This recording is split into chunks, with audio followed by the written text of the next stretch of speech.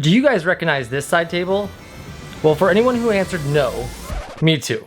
I recently visited our local Habitat for Humanity and I didn't expect to find anything, but then I came across this piece. I ended up picking it up for only $10 and I had a goal to try to refinish this to bring it back to its beauty. This is my first refinishing project that I've ever taken on, and I did make some mistakes and I learned a lot.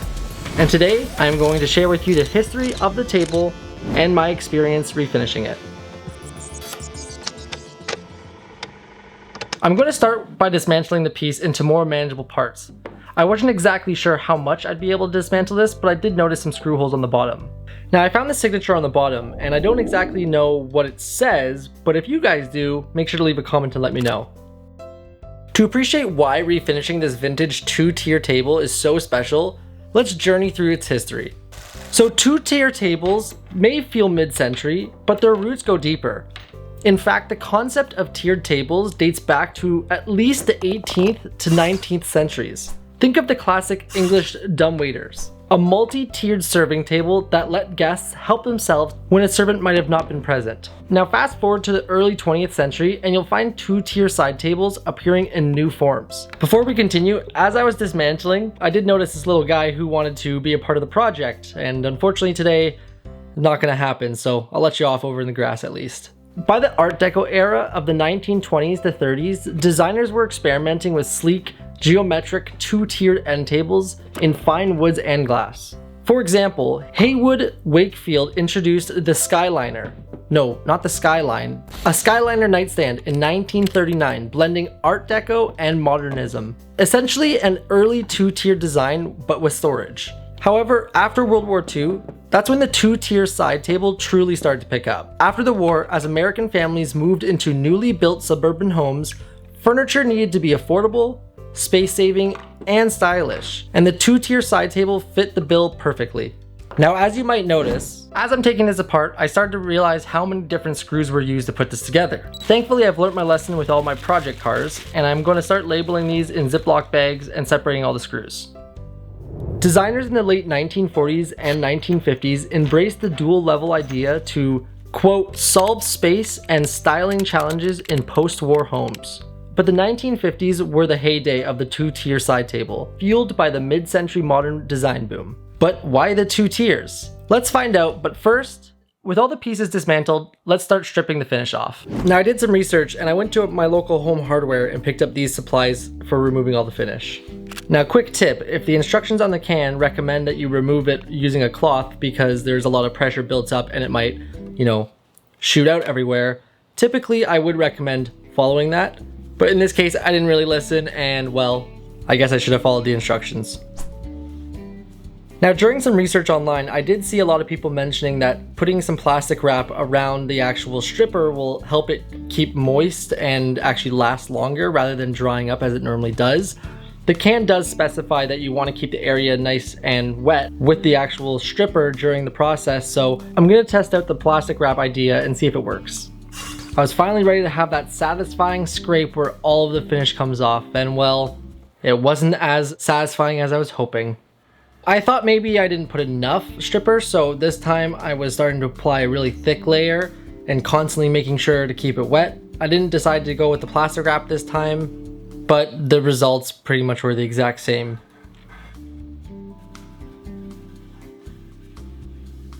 So I thought maybe if I was to sand the surface a little bit first just to kind of rough it up, that way the stripper has an easier time penetrating, maybe that would help. And it definitely did a little bit better of a job, but I don't know. So then I said, you know what, let me try the other side, but using just a sander, see how much harder it would be just to sand this off. And the sander definitely is the winner when it comes to the flat surfaces. It's just so much easier to take off. So my plan is to try to use the actual stripper on any areas where, using a sander wouldn't be as ideal, such as the face of the drawer top here. And I'm gonna wrap it with plastic just so that way I can let it sit for a little bit and see how it goes. Now in the meantime, let's take a look at the leather tops.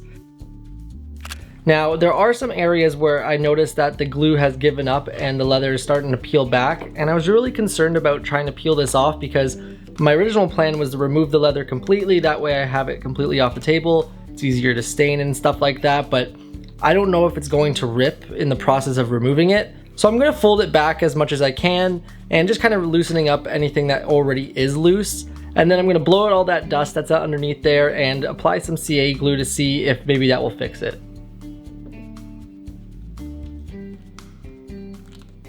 It would be much easier if I had a second hand doing this, because obviously trying to spray the activator then quickly push everything down wasn't the easiest by yourself, but I am actually really happy with how the results were. We're also going to come back to repairing this leather a little bit later, which we're going to try using some product to make it look brand new.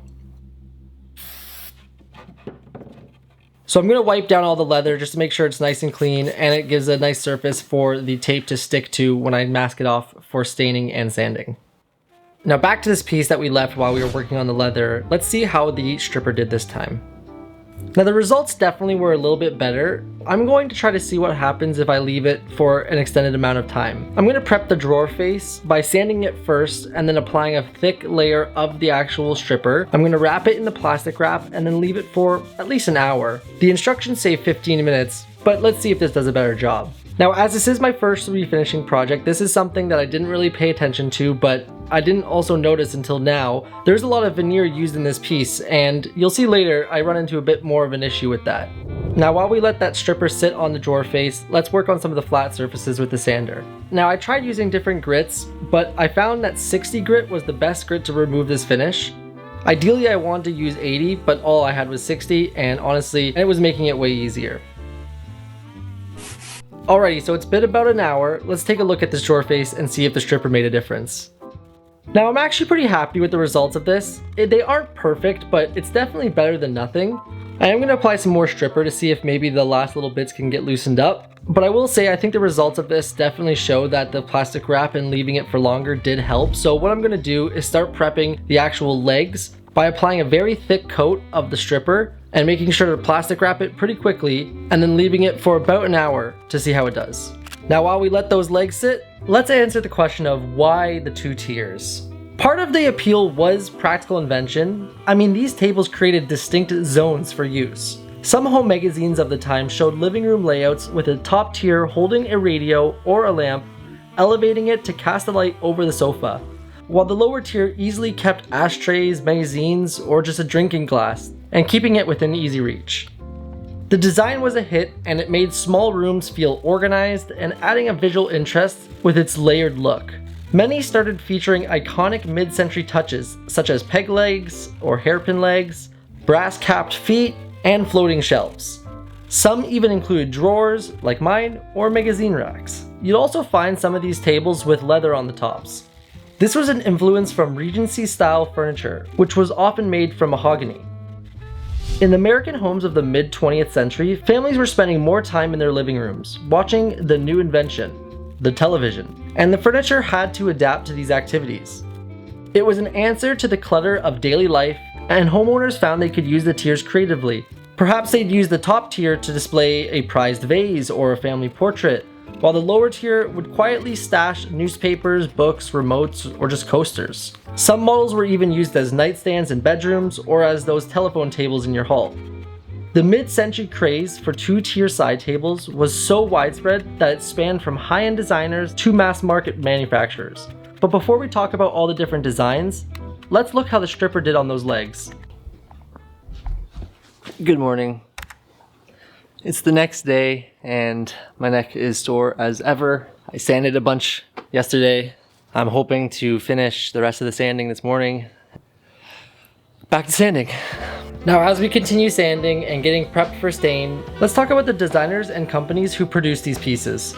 Now, as mentioned, this 2-tier side table spanned from high-end designers to mass market manufacturers. And a few notable names that stand out in popularizing this look: Lane Furniture of Alta Vista, Virginia is one, and for good reason.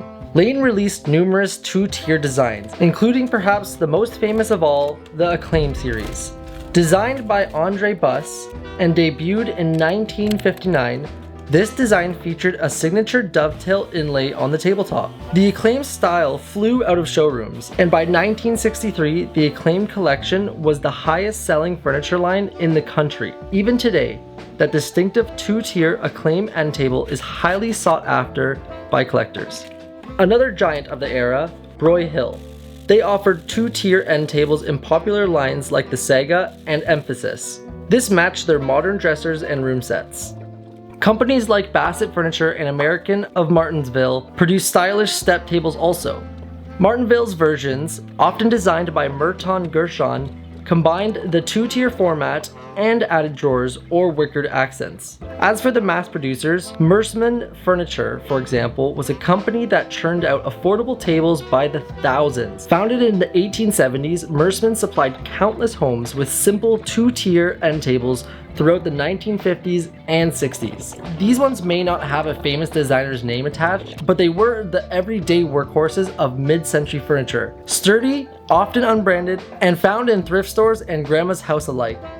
Alrighty, and we are now done the staining. I think it turned out really nice, and I am really happy with how it looks. But if you guys remember earlier, I talked about how I made a mistake with the veneer, and well, I kind of sanded through the veneer here on one of the tops, not realizing that it was veneered in the first place.